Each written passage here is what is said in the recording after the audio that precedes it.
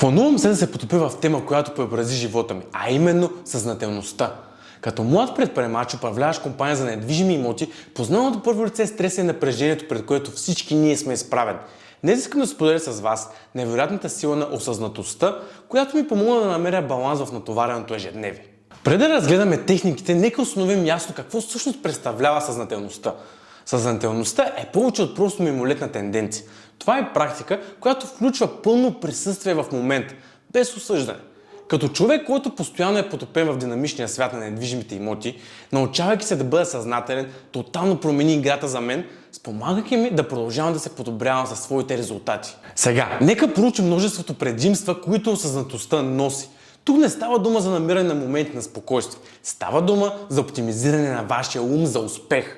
Първо нещо е подобрение фокус и яснота. В свят, изпълнен с разсейващи фактори, поддържането на непоколебим фокус е безценен актив.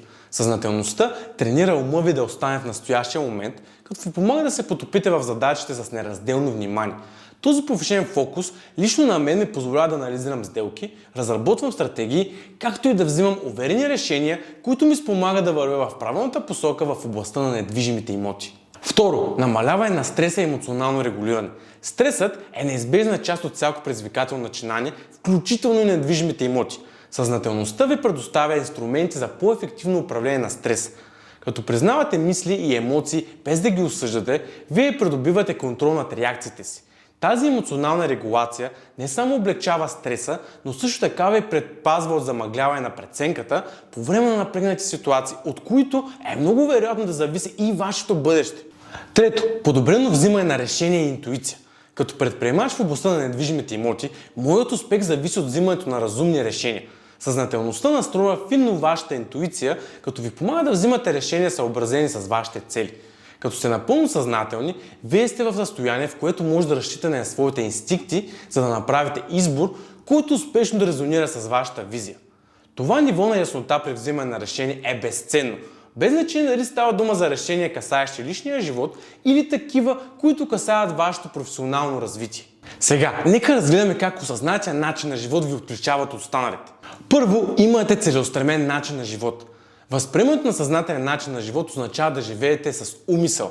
Става въпрос за това да сте напълно ангажирани във всеки момент, независимо дали преговаряте сделка или прекарвате качествено време с любимите хора.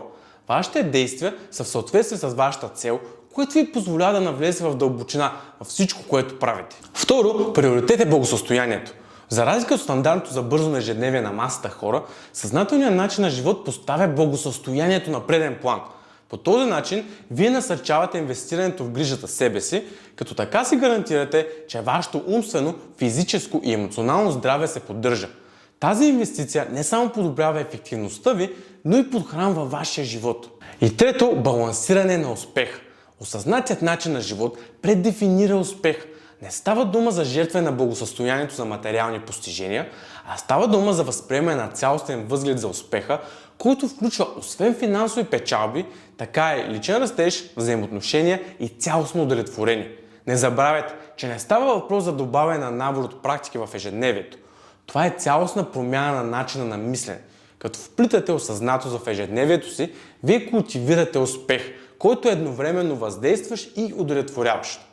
Ако сте намерили стойност в тези прозрения, не забравяйте да харесате и да се абонирате за повече съдържание относно успеха, осъзнателността и личностното израстване.